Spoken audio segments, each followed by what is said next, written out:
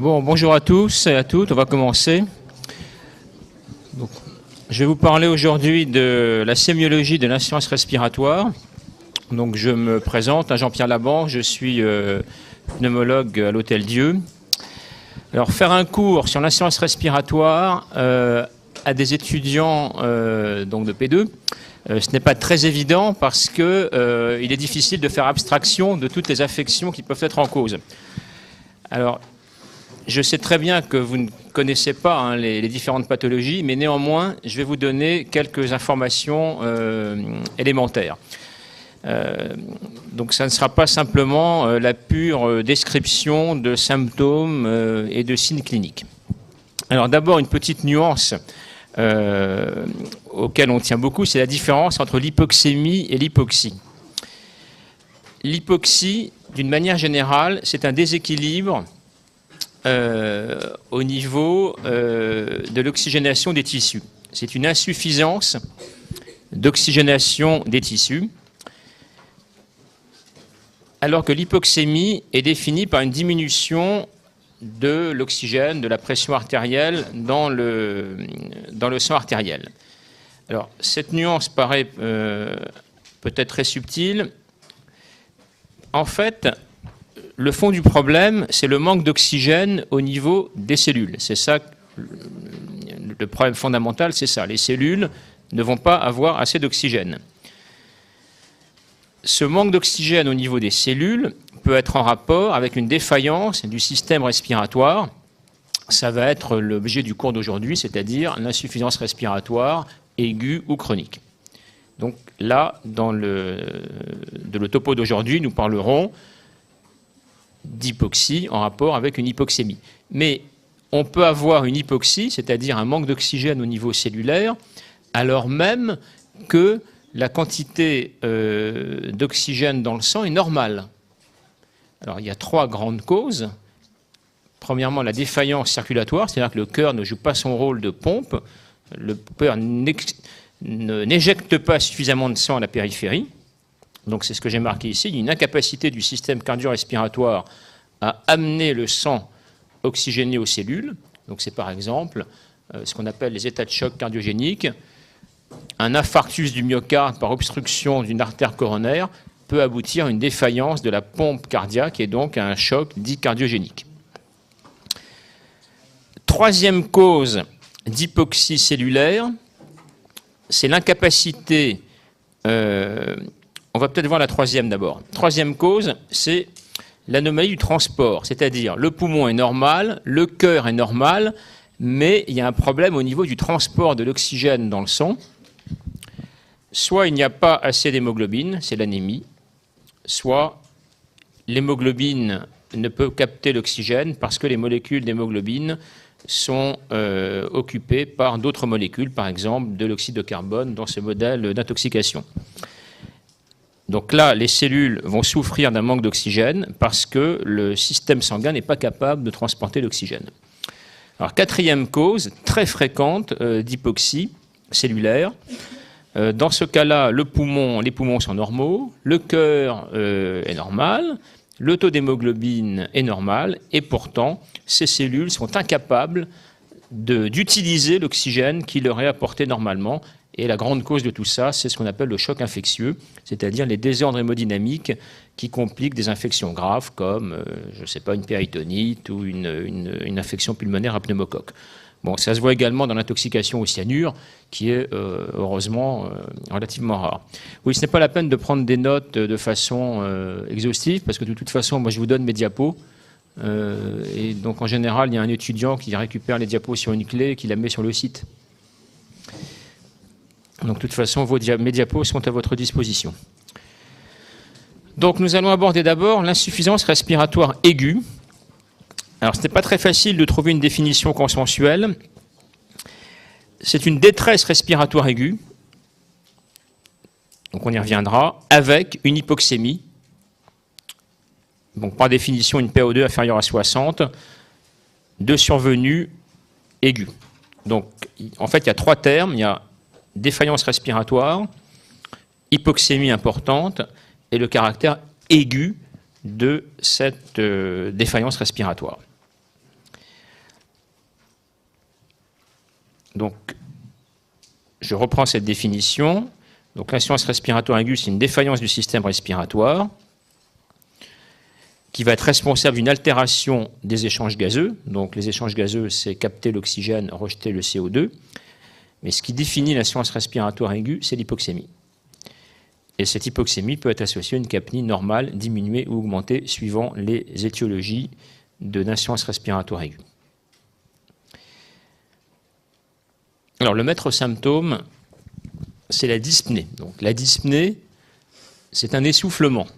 C'est quelqu'un qui a du mal à respirer, vous allez voir, qui respire avec difficulté. On y reviendra. Deuxièmement, les altérations des échanges gazeux. Et troisièmement, c'est très important, le retentissement cardio-circulatoire et neurologique de cette insuffisance respiratoire aiguë. Donc, on va aborder ces différents aspects. Alors, d'emblée, il faut bien comprendre qu'on est en présence d'une urgence, c'est-à-dire que dans l'insuffisance respiratoire aiguë, telle qu'on l'a définie, il y a un risque vital. Ce qui veut dire, on y reviendra, mais vous devez mener parallèlement différents raisonnements. Un, est-ce que c'est une insuffisance respiratoire aiguë? Quel est le degré de gravité? Et puis surtout, quelle en est la cause? Mais on est dans le domaine de l'urgence. Alors, voilà cette sensation de dyspnée. Donc, l'impression que l'air ne rentre pas dans les poumons, c'est très, très angoissant.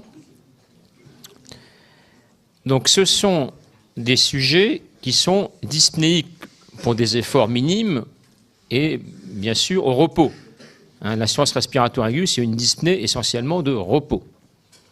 La fréquence respiratoire peut être augmentée ou diminuée, on y reviendra. Vous devez apprécier l'amplitude des mouvements respiratoires dans des formes, disons, très avancées d'insuffisance respiratoire aiguë, mais vous avez une petite respiration superficielle qui n'est pas de bon augure. Alors la position, c'est important parce que certaines dyspnées peuvent être améliorées ou non par certaines positions. En particulier, la dyspnée peut être améliorée par la position assise et aggravée par le décubitus dorsal, ce qu'on appelle une dyspnée de décubitus ou orthopnée, qui se voit classiquement dans l'insuffisance cardiaque gauche, donc défaillance du ventricule gauche, mais qui peut se voir également dans certaines formes d'asthme aigu grave. Un point très important, c'est d'appréhender la prédominance du temps respiratoire de survenue de la dyspnée. Est-ce que la dyspnée prédomine à l'inspiration ou à l'expiration? Et ça vous donne une idée de l'étiologie de cette dyspnée.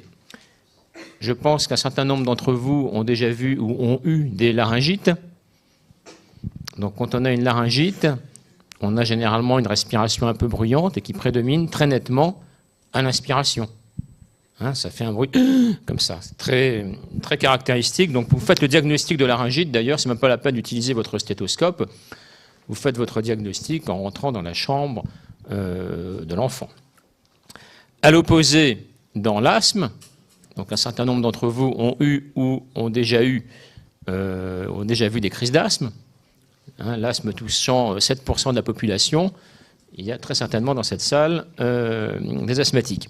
Donc, la dyspnée de la crise d'asthme est une dyspnée qui prédomine à l'expiration. Ça donne quelque chose comme ça, avec une expiration très prolongée. Donc, vous voyez, ce sont des éléments assez simples, mais qui vous permettent déjà d'avoir une petite idée. Alors, est-ce qu'on peut aller un peu plus loin?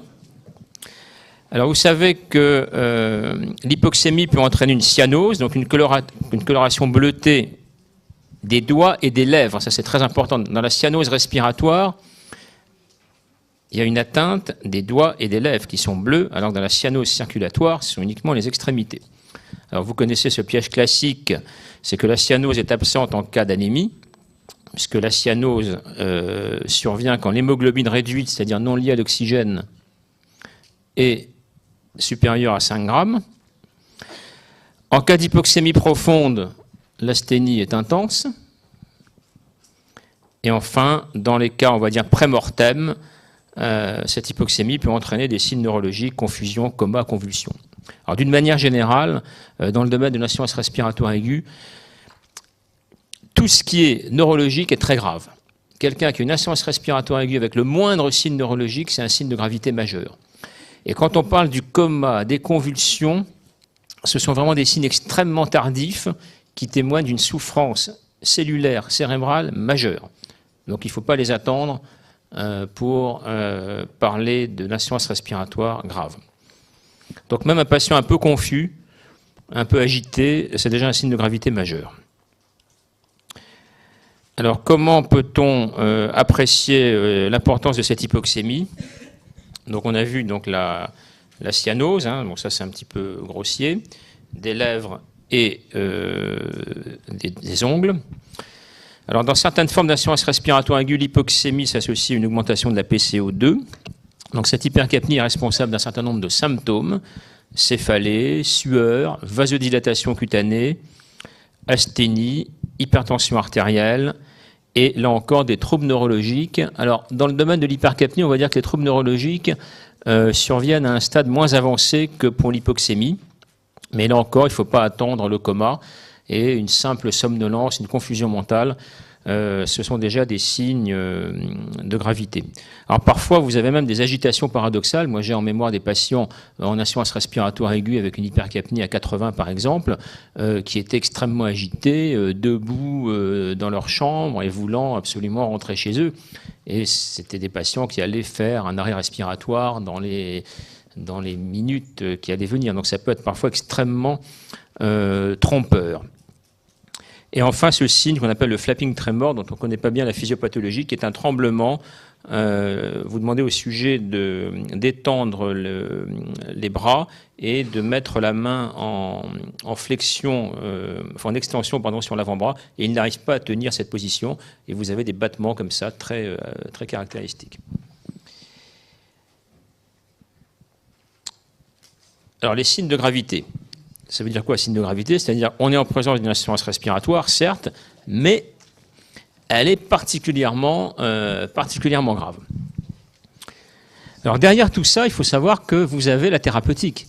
C'est-à-dire derrière tout ça, vous avez ce malade, est-ce que je vais le garder aux urgences? Est-ce que je vais le mettre en réanimation? Et surtout, est-ce qu'il va avoir besoin d'une assistance ventilatoire? Donc ça, c'est vrai que ce n'est peut-être pas votre problème en P2, mais sachez que tout ce qui est derrière cette sémiologie, c'est est-ce que ce patient va avoir besoin d'une assistance respiratoire? Est-ce que je vais avoir besoin de l'intuber, de le ventiler artificiellement pour pallier cette défaillance du système respiratoire? Et en fait, ces signes que je vous indique là, les signes de lutte, les signes de fatigue, ils ne sont pas théoriques, ce sont en fait les indications d'une ventilation artificielle, bien souvent. Alors la polypnée, c'est la fréquence respiratoire supérieure à 30 par minute, donc ça commence à aller assez vite. Hein. Donc ça, vous le voyez en examinant à l'inspection, simplement. Pour respirer, il faut des muscles. Le muscle respiratoire principal, c'est le diaphragme. Quand vous avez une insuffisance respiratoire, quelle qu'en soit la cause, le diaphragme est davantage sollicité. Il faut respirer plus vite, plus profondément, etc. Et ce diaphragme, comme tout muscle squelettique, peut se fatiguer. Alors, quand il se fatigue, il y a deux conséquences. Bon, les signes de fatigue diaphragmatique, on va y revenir. Et puis d'autres muscles respiratoires vont être mis en jeu, ce qu'on appelle les muscles respiratoires accessoires, qui normalement jouent un rôle assez secondaire dans la respiration, les sternocléidomastoïdiens et les scalènes. Et la mise en jeu de ces muscles respiratoires accessoires entraîne deux symptômes, deux signes physiques, qui sont la dépression du creux sus-sternal à l'inspiration et également du creux sus-claviculaire. Les muscles intercostaux vont également être sollicités et vous verrez une dépression inspiratoire de ces espaces intercostaux. Donc le fait que d'autres muscles que le diaphragme soient impliqués dans la respiration, ça implique un degré de sévérité de cette insuffisance respiratoire. Alors les signes de fatigue, donc là on est vraiment dans les indications de ventilation artificielle. Normalement quand on inspire, le diaphragme s'abaisse et en fait la partie supérieure de l'abdomen est déplacée vers l'avant. Quand le diaphragme est inopérant, en fait l'inspiration est essentiellement liée à la contraction des muscles intercostaux. Le diaphragme a un rôle passif et à ce moment-là, à l'inspiration, la dépression générée par les... C'est un peu compliqué à vous expliquer. Enfin, la dépression générée par les intercostaux va faire que la paroi abdominale n'a pas un mouvement vers l'avant, mais vers l'arrière. Donc, quand on inspire, quand vous voyez un sujet en défaillance respiratoire qui a un mouvement vers l'arrière de son abdomen, c'est un signe de gravité majeur. C'est ce qu'on appelle une respiration paradoxale. Au lieu d'aller vers l'avant, l'abdomen va vers l'arrière. Ventilation superficielle, c'est-à-dire petit volume courant et polypnée importante. À l'opposé, bradypnée à moins de 15 par minute, là c'est extrêmement grave. Et puis l'irrégularité du rythme respiratoire, voire des pauses respiratoires, le patient qui ne peut plus tousser. Donc tout ça sont des signes de gravité absolument majeurs. Et bien sûr, la cyanose, qui peut manquer dans certains cas, en particulier en cas d'anémie. Attention. Alors, comment mesurer l'oxygène dans le sang? Alors, vous connaissez tous ces petits systèmes qui permettent de mesurer la SaO2, donc ce qu'on appelle une oxymétrie transcutanée. Donc, actuellement, on va dire qu'en 10 secondes, quelqu'un qui a une défaillance respiratoire a une mesure de la SaO2 et si la SaO2 est franchement diminuée, il va même avoir de l'oxygène tout de suite sans même attendre de faire des gaz du sang artériel. Donc tous les services d'urgence, la plupart des médecins urgentistes qui vont au domicile des patients ont ce type de dispositif. Simplement, je vous rappelle que c'est une évaluation, une estimation de la SaO2 au niveau des capillaires et que si vous avez une vasoconstriction capillaire, votre SaO2, vous ne pouvez pas la mesurer. Donc quelqu'un qui est par exemple en état de choc avec une vasoconstriction ne peut pas avoir de mesure fiable de la SaO2 transcutanée. Alors bien sûr, il faut mesurer les gaz du sang artériel par une ponction artérielle, généralement au niveau de l'artère radiale. Donc n'oubliez pas d'éliminer les bulles, sinon vous allez avoir une majoration de votre PaO2. Alors les valeurs normales, c'est à connaître. À l'époque où à l'internat, il y avait des grandes questions, donc c'est vrai que les étudiants par exemple, qui à équilibre acido-basique commençaient par le pH normal et compris entre 7,6 et 7,8, c'était quand même globalement pour eux très mal parti. Donc voilà les valeurs normales, donc tout ça vous connaissez. Bon, exprimé en millimètres de mercure, parfois en kilopascal. Donc c'est cette mesure des gaz du sang artériel qui va vous définir l'hypoxémie et donc l'insuffisance respiratoire aiguë. Alors, on a vu les signes de gravité clinique, il y a également des signes de gravité biologique. D'une manière générale, plus l'hypoxémie est sévère, plus c'est grave. Une PaO2 à 30, c'est plus grave qu'une PaO2 à 55. L'importance de l'hypercapnie, 70 de PCO2, c'est plus grave que 50. Quand l'hypercapnie est aiguë et importante, le mécanisme d'adaptation rénale qui consiste à augmenter la réabsorption des bicarbonates n'a pas le temps de se mettre en place et donc peut survenir une acidose respiratoire, c'est-à-dire capnie augmentée, pH diminué et des bicarbonates normaux ou peu augmentés. La souffrance cellulaire peut aboutir à une production de lactate responsable d'une acidose métabolique. Là aussi, c'est un signe de gravité. L'acidose métabolique témoigne d'une souffrance cellulaire majeure. Alors, on aborde maintenant les signes de gravité au niveau cardiovasculaire. Donc, c'est la conséquence de l'insuffisance respiratoire. On est bien d'accord, ce n'est pas la cause de l'insuffisance respiratoire. Même si certaines insuffisances respiratoires peuvent avoir une cause cardiovasculaire. Donc là, on s'intéresse aux conséquences cardiovasculaires d'une insuffisance respiratoire aiguë avec hypoxémie. Première grande conséquence, la tachycardie. Pourquoi? Parce que l'hypoxémie entraîne une production de catécholamine. Il peut y avoir, en cas d'hypoxémie profonde, des troubles du rythme. Donc là, c'est très grave, voire même une bradycardie anoxique. Donc là, on est là aussi dans un contexte pré-mortem. Alors, il faut savoir également que l'insuffisance respiratoire aiguë, c'est grave parce qu'on peut en mourir, mais c'est également grave parce qu'on peut s'en sortir avec un handicap majeur. C'est-à-dire que si vous avez mal appréhendé la gravité de votre patient et que vous démarrez vos manœuvres de réanimation respiratoire alors même qu'il y a déjà des signes de souffrance cérébrale majeure ou qu'il a eu un arrêt cardiaque, eh bien, il va y avoir des dégâts neurologiques considérables et votre patient, eh bien, vous allez peut-être le récupérer, mais avec des séquelles neurologiques absolument majeures. Bon, l'hypertension artérielle, on l'a vu. Moi, je veux dire que l'hypertension artérielle, c'est un signe un peu mineur. Et puis, dans certains cas, enfin surtout dans certaines formes d'insuffisance respiratoire aiguë, l'hypoxémie peut entraîner une vasoconstriction pulmonaire particulièrement importante et être responsable d'une insuffisance cardiaque droite. Alors ça, c'est possible, mais bien souvent, en fait, ça témoigne d'une autre étiologie, en particulier une atteinte des vaisseaux pulmonaires, on y reviendra. Alors, les signes de gravité neurologique, on les a vus, ils sont particulièrement trompeurs.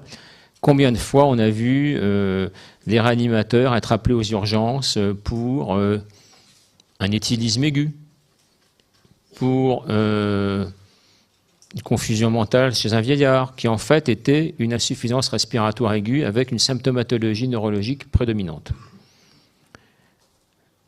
Moi, j'ai souvenir d'avoir été appelé une fois aux urgences pour un patient qui était en train de convulser, donc on m'appelait pour épilepsie. En fait, d'épilepsie, c'était un patient en insuffisance respiratoire aiguë avec une hypoxémie profonde. Donc l'agitation, les troubles de vigilance. Alors là aussi, il ne faut pas attendre le coma, ça c'est fondamental. Somnolence, obnubilation, c'est déjà très grave. Le flapping tremor, on l'a vu. Donc il y a des formes aussi bizarres, avec délire, hallucinations, des formes presque pseudo-psychiatriques, et les convulsions relativement tardives. Alors si on résume, vous devez mener parallèlement deux démarches. Une démarche de diagnostic positif de l'insuffisance respiratoire aiguë, et également de gravité, mais également une démarche étiologique. Et la sémiologie va vous aider dans cette démarche étiologique. Alors, de quelle manière?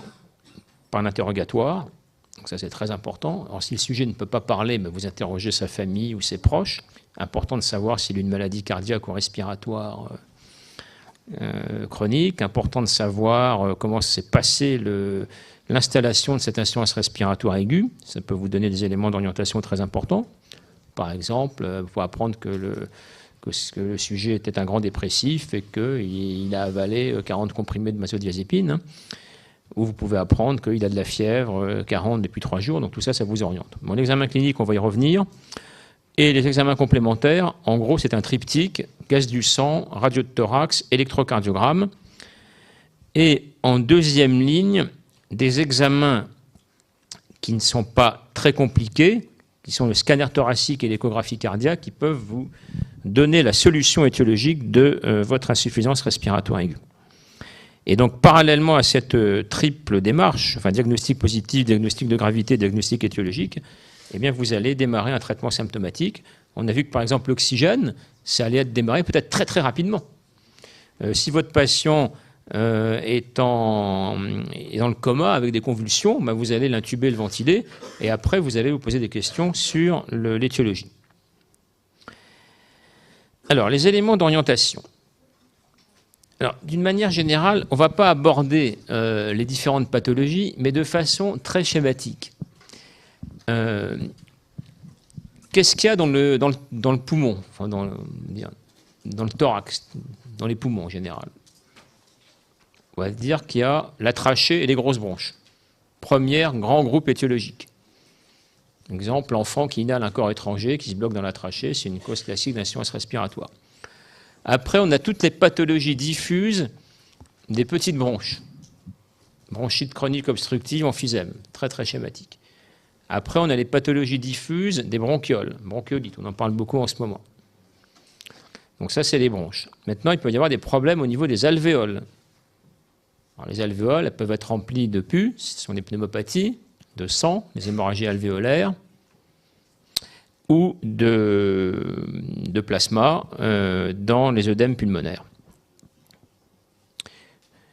Ce sont parfois c'est l'interstitium, c'est-à-dire ce qui est entre les bronches, les alvéoles et les poumons, qui peut être pathologique avec des infiltrations de cellules inflammatoires. C'est le grand cas des fibroses pulmonaires. Et puis enfin, ça peut être les vaisseaux, pas tellement les veines pulmonaires que les artères pulmonaires. Et la grande cause d'insuffisance respiratoire aiguë liée à une pathologie des vaisseaux pulmonaires, c'est l'embolie pulmonaire, c'est-à-dire des caillots qui vont aller bloquer les artères pulmonaires. Donc, ceci mis en place, les caractéristiques de la dyspnée peuvent vous orienter. Quand vous avez une dyspnée qui prédomine à l'inspiration, ça vous oriente vers les voies aériennes supérieures, larynx et trachée cervicale, extrathoracique. Donc là, on a vu le corps étranger chez l'enfant, l'œdème de Quinn, c'est tout ce que c'est, réaction allergique majeure avec un œdème de la glotte, laryngite et, dans certains cas, parfois des tumeurs. Si la dyspnée prédomine à l'expiration, ça peut être la trachée, les grosses bronches, mais ça peut être une pathologie bronchique plus diffuse, asthme, BPCO, bronchiolite, on l'a vu, ou bien une tumeur de la trachée ou des grosses bronches. Donc, le caractère inspiratoire ou expiratoire de la dyspnée a une grande valeur d'orientation. Alors, l'auscultation pulmonaire. Donc, vous allez avoir des cours sur l'auscultation pulmonaire, des TD plutôt. Les deux grands signes, ce sont d'une part les râles sibilants, qui témoignent d'une obstruction bronchique, essentiellement l'asthme ou la BPCO, prédomine en expiration, et les râles de fin d'inspiration, qu'on appelle les râles crépitants, ils témoignent, eux, d'une pathologie alvéolaire, pneumonie, œdème pulmonaire, ou d'une pathologie interstitielle, PID, ça veut dire pneumopathie interstitielle diffuse.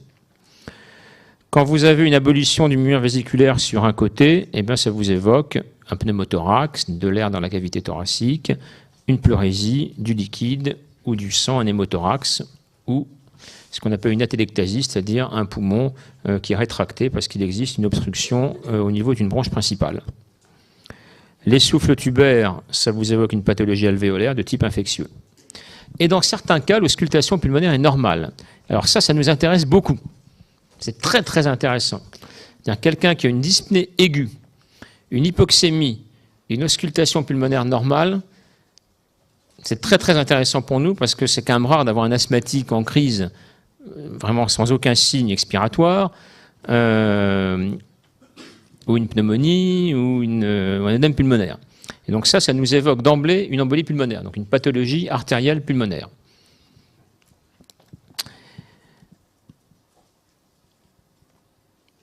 Alors, parmi les examens d'orientation, vous avez bien sûr la radiographie pulmonaire.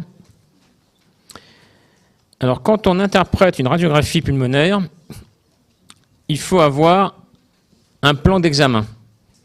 C'est-à-dire qu'il ne faut pas se jeter tout de suite sur le poumon. C'est ce que tout le monde fait.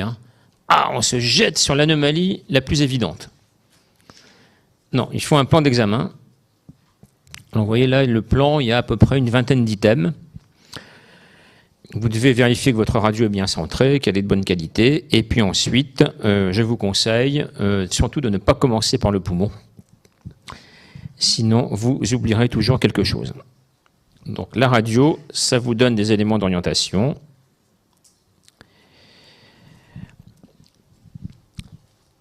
Si vous mettez en évidence un épanchement pleural massif, gazeux, liquidien, bon, c'est relativement facile. Si vous mettez en évidence des opacités alvéolaires diffuses, là aussi, ça vous oriente vers une pathologie alvéolaire diffuse, du pus, pneumonie, du sang, hémorragie alvéolaire, du plasma, œdème pulmonaire. SDRA, ça veut dire syndrome de détresse respiratoire de l'adulte. Ce sont des œdèmes pulmonaires qui sont liés à des troubles de la perméabilité, disons, de la barrière alvéolo-capillaire.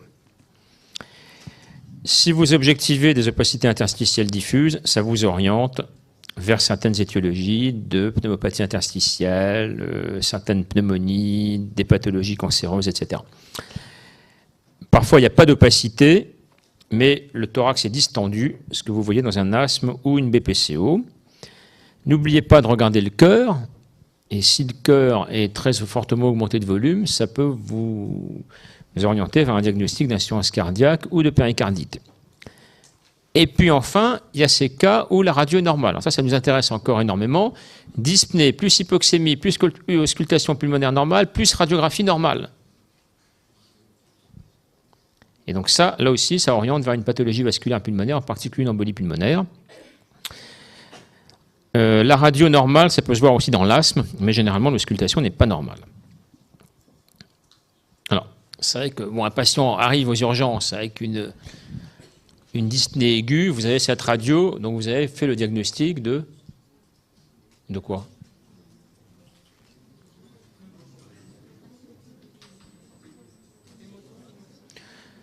Alors, hémothorax, oui, simplement sur la radiographie thoracique, vous ne pourrez pas faire la différence entre une pleurésie inflammatoire, une pleurésie purulente ou un hémothorax. Donc, vous faites un diagnostic de pleurésie. C'est déjà... Donc là, vous avez une opacité qui occupe les 2/3 du champ pulmonaire gauche, qui a une tonalité liquidienne, ça ne peut être qu'un épanchement pleural. Et vous avez noté un deuxième signe sur cette radiographie. Mais oui, mademoiselle, le médiastin est dévié vers la droite, c'est-à-dire que l'épanchement pleural, vous voyez bien, déplace le cœur vers la droite et également, ça ne vous a pas échappé, la trachée. Donc c'est un signe de gravité. Et là, qu'est-ce qu'on voit? Embolie pulmonaire. Alors, ça c'est fort. Hein. Ah oui, mais... Non, c'est pas bête de dire ça. C'est vrai que l'embolie pulmonaire, parfois, ça peut donner des hyperclartés. Non, c'est pas mal. Mais là, l'hyperclarté, elle est quand même... Elle est diffuse. Hein. Regardez, par rapport... Là, vous voyez des vaisseaux pulmonaires, là, vous n'en voyez plus.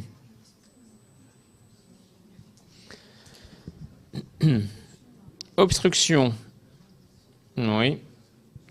Mais en fait, quand vous avez une obstruction d'une branche principale, vous avez une absence d'aération du poumon et à ce moment-là, vous verrez plutôt une opacité.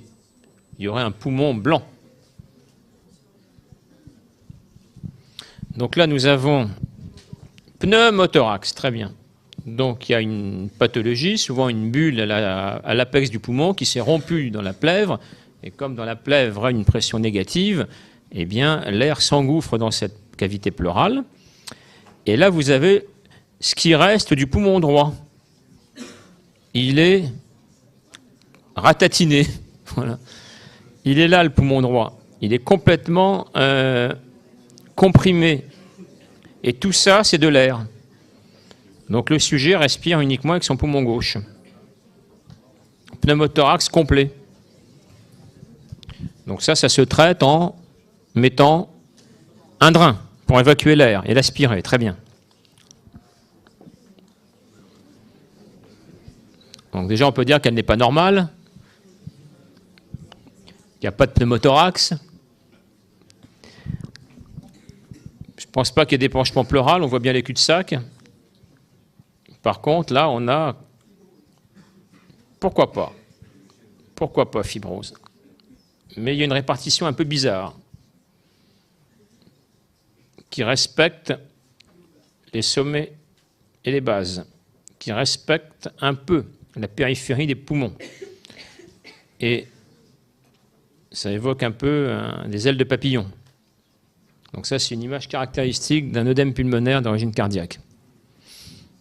Donc vous avez en tout cas des opacités pulmonaires diffuses. Vous voyez que la radio vous permet d'avoir une orientation étiologique, voire même de porter un diagnostic extrêmement précis. Alors, l'orientation étiologique en fonction des gaz du sang artériel. Alors là, il ne faut pas non plus lui en faire dire plus que ce qu'elle ne peut apporter comme information. Schématiquement, vous avez des hypoxémies avec hypocapnie et des hypoxémies avec hypercapnie. Alors, l'hypoxémie avec hypocapnie, ça vous avez vu ça en physiologie, c'est dû à deux mécanismes. Premièrement, ce qu'on appelle l'effet Shunt. Alors, l'effet Shunt, c'est une diminution de la ventilation dans des territoires pulmonaires qui gardent une perfusion normale. Donc, voilà ici deux alvéoles et les capillaires pulmonaires. Normalement, le sang qui vient de l'artère pulmonaire s'oxygène au niveau donc, de la barrière alvéolo-capillaire et vous avez beaucoup de rouge. Hein, c'est du sang veineux qui s'oxygène et qui devient donc rouge. En cas d'effet Shunt, la ventilation au niveau des alvéoles est diminuée. Et à ce moment-là, le sang qui passe là s'oxygène moins bien. Et donc, vous allez avoir ici du sang qui s'est bien oxygéné venant d'une alvéole normale et ici du sang venant d'une alvéole mal ventilée qui s'est mal oxygéné. Et ce sang mal oxygéné, très bleu, va contaminer le sang très rouge, bien oxygéné. C'est ce qu'on appelle un effet Shunt. Alors l'effet Shunt, il peut être en rapport avec une pathologie spécifiquement alvéolaire, mais il peut également être en rapport avec une pathologie bronchique qui diminue la ventilation des alvéoles. Donc obstruction bronchique aiguë, on les a vus, asthme, ça peut être aussi une compression bronchique extrinsèque par une pleurésie. Quant au comblement alvéolaire aigu, ça peut être de l'eau, du plasma, enfin œdème pulmonaire, du pus, la pneumonie, du sang, l'hémorragie alvéolaire. Alors vous voyez également sur ce schéma que tout ce qui va entraîner un épaississement de la barrière alvéolo-capillaire altérera les échanges gazeux. Donc ça, ce sont toutes les pathologies interstitielles pulmonaires qui entraînent des anomalies de la diffusion alvéolo-capillaire avec une hypoxémie, une hypocapnie. Alors, il faut néanmoins être un peu nuancé parce que n'importe quel type d'insuffisance respiratoire aiguë, même initialement hypoxémique et hypocapnique, peut, en cas d'aggravation majeure, aboutir à une défaillance du diaphragme et donc à une hypoxémie, une hypercapnie. Donc il ne faut pas être trop rigide dans ces définitions. Alors, dans les hypoxémies avec hypercapnie, donc on va dire en excluant peut-être les stades un peu terminaux, c'est ce qu'on appelle une hypoventilation alvéolaire. Alors, pourquoi il n'y a pas d'hypercapnie dans les effets Shunt? Est-ce que quelqu'un peut m'expliquer? Je suis sûr que vous avez une explication. Le trio là, de choc, là. Hein, pourquoi, quand on a un effet Shunt, il n'y a pas d'hypercapnie?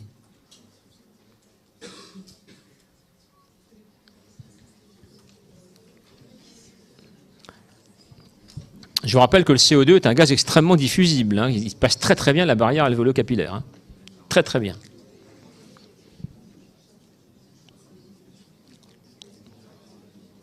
Et inversement, pourquoi il y a une hypocapnie d'ailleurs?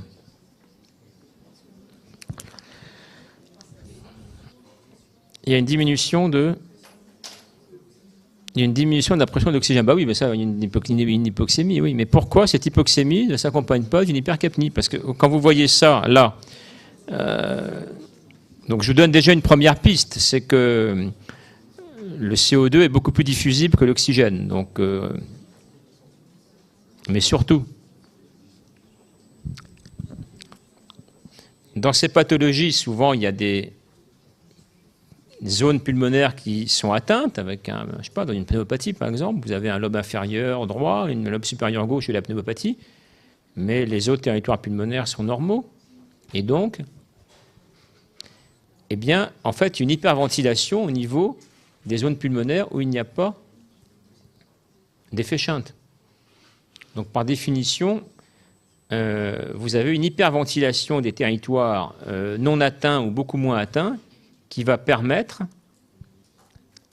donc une épuration du CO2 et donc l'absence d'hypercapnie ou une hypocapnie. Et autre question, dans ces zones pulmonaires mal ventilées, qu'est-ce qui se passe au niveau de la circulation pulmonaire? C'est de la physiologie. Hein. Comment réagit l'organisme? Bien sûr, il y a une vasoconstriction pulmonaire pour diminuer la quantité de sang qui passe par ces zones mal ventilées pour augmenter la quantité de sang qui passe au niveau des zones bien ventilées, ce qu'on appelle la vasoconstriction hypoxique. Très bien. Alors, les hypoventilations alvéolaires, par contre, quand vous avez une hypoxémie, une hypercapnie, eh bien, ça veut dire qu'il n'y a pas de possibilité d'hyperventiler. Alors, il y a plusieurs raisons à ça. Donc, soit parce que vous avez une atteinte pulmonaire complètement diffuse, et le sujet ne peut plus hyperventiler, il est épuisé. N'importe quelle cause d'insuffisance respiratoire aiguë peut aboutir à ce tableau-là. Mais sinon, c'est parce que vous avez une atteinte de tout le système de commande de la respiration. Donc, soit une atteinte de la commande centrale de la ventilation, c'est le coma, par exemple l'intoxication médicamenteuse, une atteinte des nerfs diaphragmatiques dans certaines neuropathies qui peuvent être aiguës, ou une atteinte des muscles respiratoires dans certaines myopathies inflammatoires qui peuvent être aiguës également. Donc là, vous comprenez bien que c'est un problème de pompe, c'est-à-dire que c'est le diaphragme qui est inefficient, et donc bien sûr, il n'y a pas aucune possibilité d'hyperventilation. Alors les autres examens, c'est le scanner et l'échographie cardiaque. Bien sûr, tous les patients ne vont pas avoir un scanner et une échographie cardiaque, mais si vous suspectez une embolie pulmonaire, c'est actuellement l'examen de référence, je vous montrerai des clichés, et ça permet bien souvent de faire un bilan lésionnel et pleural plus précis que la radiographie pulmonaire. Deuxièmement, l'échographie cardiaque, c'est quand vous suspectez une insuffisance cardiaque gauche, est-ce qu'il y a une anomalie de la pompe cardiaque, est-ce qu'il y a une insuffisance ventriculaire droite, une hypertension pulmonaire, etc. Donc ces examens, vous les demandez quand vous avez une orientation diagnostique, mais on est vraiment dans la routine. Actuellement, on peut faire un scanner thoracique 24 heures sur 24, et bien souvent une échographie cardiaque, même de débrouillage. La plupart des réanimateurs maintenant savent faire une échographie cardiaque de débrouillage. Faire un diagnostic de dysfonction ventriculaire gauche ou de péricardite, ce n'est pas très compliqué. On ne leur demande pas d'évaluer le fonctionnement d'une valve mécanique aortique, ce qui est beaucoup plus compliqué. Alors en fait, ça c'est ça. Donc ça, c'est ça. C'est un scanner thoracique. Vous avez ici les côtes, la colonne, le rachis. Ici, on voit mal, mais c'est le sternum. Ici, c'est quoi? L'aorte ascendante, descendante, le tronc de l'artère pulmonaire. Donc c'est un scanner qui a été injecté. On a injecté un produit de contraste et on a suivi la progression de ce produit de contraste dans les cavités cardiaques et les artères pulmonaires. Et normalement, on doit opacifier les artères pulmonaires. Là, vous voyez, on n'arrive pas à opacifier l'artère pulmonaire droite. Pourquoi? Il y a un énorme caillot dans l'artère pulmonaire droite. En fait, c'est ça. Voilà ce que c'est qu'un caillot. Donc, ce sont ces caillots, ces thrombus se forment au niveau des artères, des veines des membres inférieurs, généralement, et elles migrent dans la circulation et elles sont arrêtées par le premier filtre qu'elles rencontrent, qui est la circulation pulmonaire. Donc là, actuellement, l'angioscanner, c'est l'examen de référence pour faire un diagnostic d'embolie pulmonaire. Alors, pour conclure, une insuffisance respiratoire aiguë, en arrière-plan, on a toujours le support ventilatoire, soit non invasif par une ventilation au masque, soit invasif par l'intermédiaire d'une sonde d'intubation qui est introduite dans la trachée du sujet. Et donc, quand vous prenez en charge ces malades-là, eh bien, c'est ça que vous avez en arrière-pensée. Est-ce que mon patient va avoir besoin d'être intubé? Ici, c'est la sonde d'intubation reliée à un ventilateur qui va suppléer donc la fonction respiratoire défaillante. Dans certains cas, et de plus en plus actuellement, on arrive à éviter d'intuber les malades en les ventilant avec un masque qui est positionné sur le nez ou sur le nez et la bouche. Est-ce que vous avez des questions sur l'insuffisance respiratoire aiguë?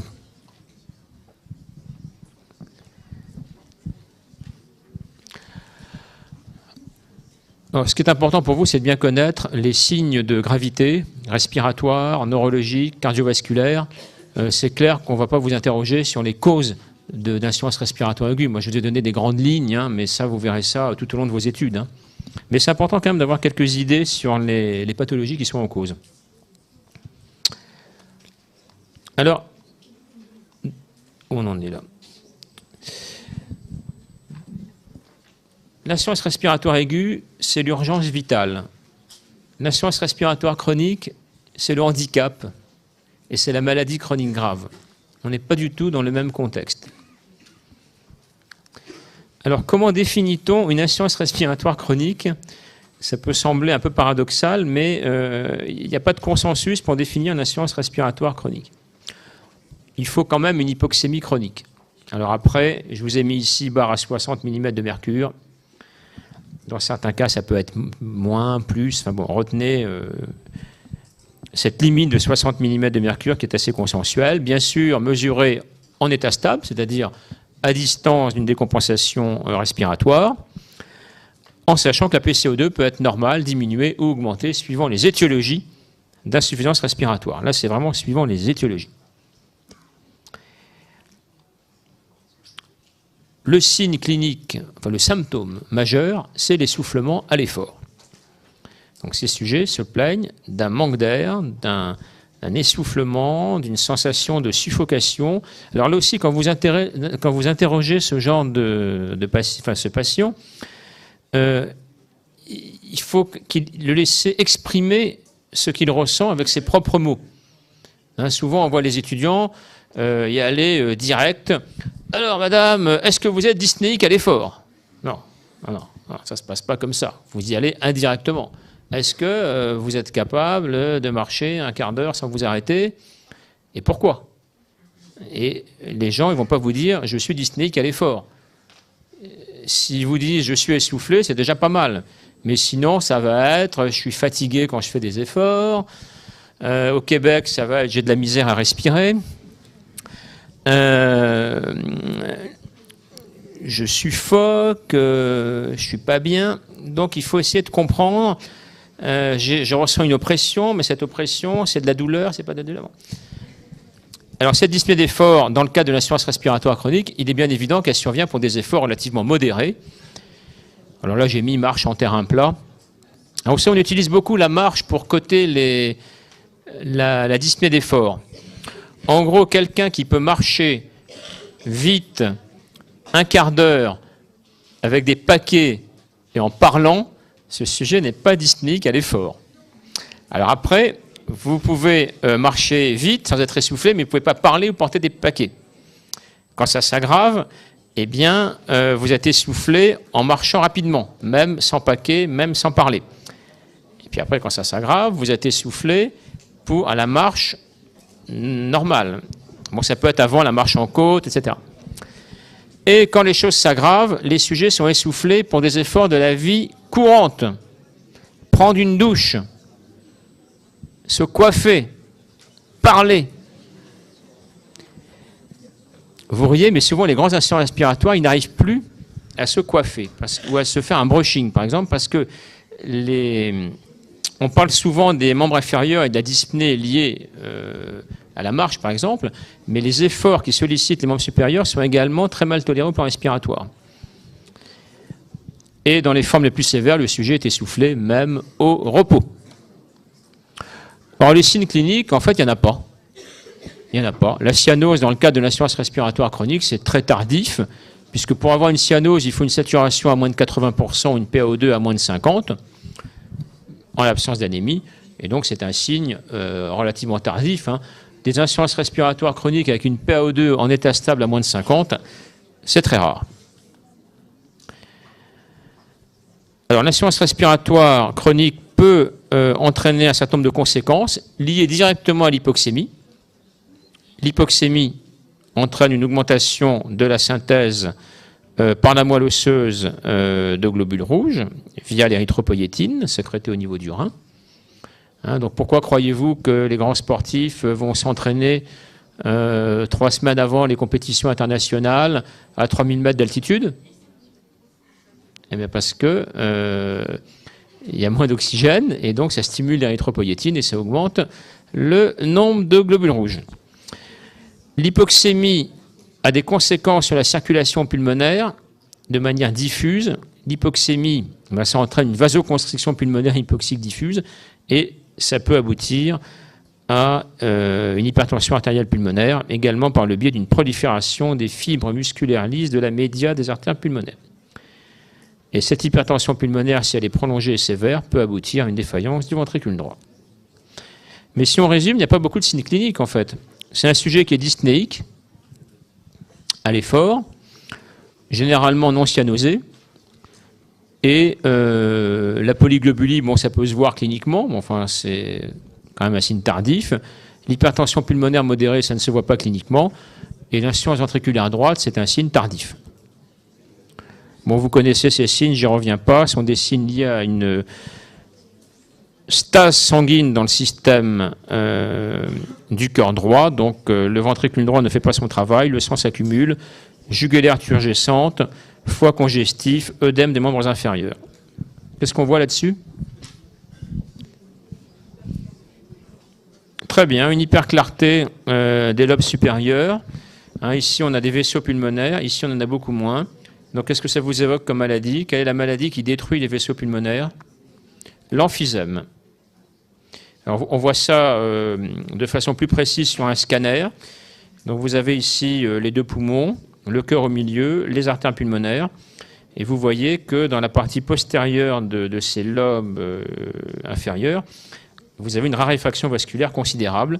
C'est ce qui caractérise l'emphysème. Et ça peut même aboutir à des destructions complètes du parenchyme pulmonaire. Ici, vous n'avez plus rien. Il n'y a plus de poumons. Et ici, c'est quoi? C'est une patiente, elle est très dyspnéique à l'effort. Elle n'a pas de maladie pulmonaire ni cardiaque. Elle a une PaO2 à 50, une PCO2 à 60. Quelle est la cause de son insuffisance respiratoire?